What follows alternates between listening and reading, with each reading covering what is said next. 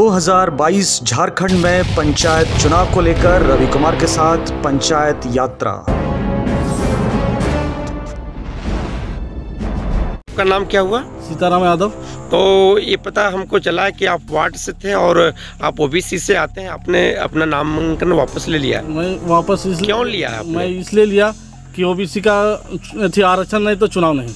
अच्छा, आरक्षण नहीं तो चुनाव नहीं। क्या कहेंगे सर आप आरक्षण को लेकर? बिल्कुल सर, आरक्षण नहीं तो चुनाव नहीं।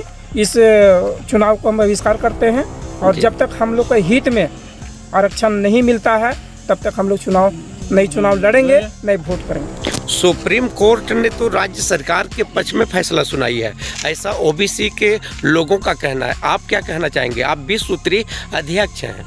मैं बहुत बधाई आपको और हमारे जो उम्मीदवार, मुखिया उम्मीदवार और जिला परिषद उम्मीदवार, वार्ड सदस्य उम्मीदवार जी जितने जो इस्तीफा दे रहे हैं, हाँ।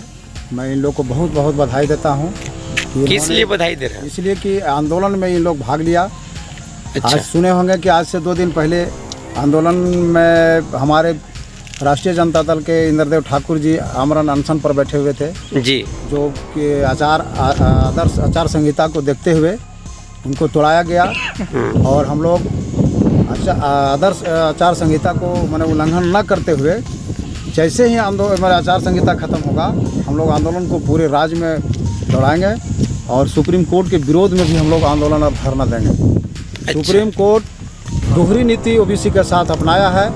वो केंद्र सरकार नरेंद्र मोदी के साथ मिलकर घुसपैठ करके और ओबीसी को समाप्त कर देना चाहता है।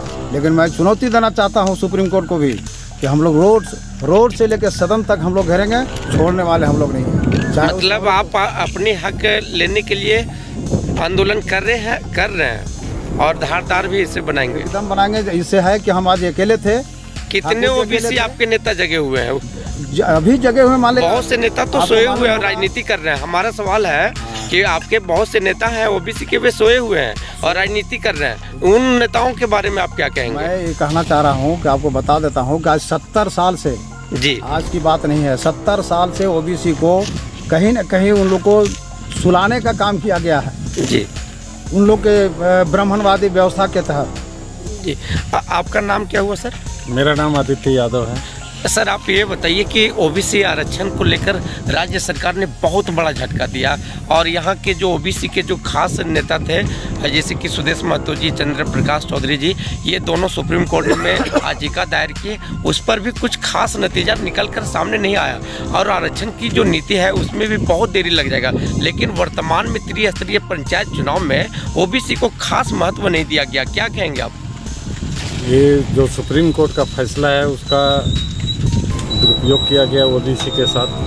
जो उम्मीद लेके बैठे हुए थे ओबीसी कि अभी आगे डेट बढ़ा है, हमारे पक्ष में आएगा, इस आधार पर उन लोगों ने नामांकन करवाया था जी। लेकिन जैसे जैसे लोगों को पता चल रहा है कि हमारे साथ खेल किया जा रहा है जी, तो कुछ हमारे जागरूक नेता अपने पद को इस्तीफा दे रहे हैं, नामांकन को वापस ले रहे हैं और ओबीसी की लड़ाई जारी करने में वो सहयोग कर रहे हैं।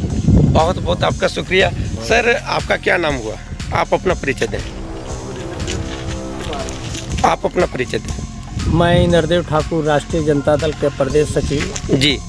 ओबीसी आरक्षण समाप्त किए जाने पर हमने बहिष्कार किया है पूर्व में। इसके लिए मैं महामहिम राज्यपाल को भी पत्राचार कर चुका हूं और मैं दिनांक 4/5/2022 से दिनांक 5/5/2022 संध्या 6 बजे अपना आमरण अनशन समाप्त किया हूं जिला मुख्यालय के समक्ष। और हमने यही कहा है कि आरक्षण नहीं तो चुनाव नहीं और चुनाव को हमने बहिष्कार। तो चुनाव तो हो रहा है ना, चुनाव तो हो जाएगा। अपने मतों का हमने बहिष्कार करूंगा, अपना मत मैं नहीं चुनाव में दूंगा। और मैं यह कहना चाह रहा हूं कि आज जो बहुत बड़ी संख्या में बहुत उम्मीदवार अपना नाम वापस ले रहे हैं, जो आरक्षण नहीं तो चुनाव नहीं, इसी मुद्दे पर वापस ले रहे हैं। चंद्र प्रकाश चौधरी को भी दुख हुआ होगा जब फैसला नहीं आया ओबीसी को। चंद्र प्रकाश ही नहीं, मैं ये आपको बताना चाहता हूँ कि झारखंड सरकार में जो ओबीसी के विधायक थे जी, और जब यह ओबीसी समाप्त करके चुनाव कराने के लिए मामला उठा था या पारित किया गया था, तो ओबीसी के विधायक दारू पी करके सो गए थे और दामोदर नदी में तैर रहे थे। जिनके चलते इनकी हक को समाप्त कर दिया गया ओबीसी। हमें 52% पूरे हिंदुस्तान में है और 27% संवैधानिक अधिकार के तहत लोहिया जननायक कर्पूरी ठाकुर और लालू प्रसाद यादव जी इसकी लड़ाई लड़े हैं और झारखंड सरकार इसको समाप्त की है ओबीसी को। मैं इसे बर्दाश्त नहीं करूंगा। इसकी लड़ाई रोड से लेकर सदन पर करेंगे।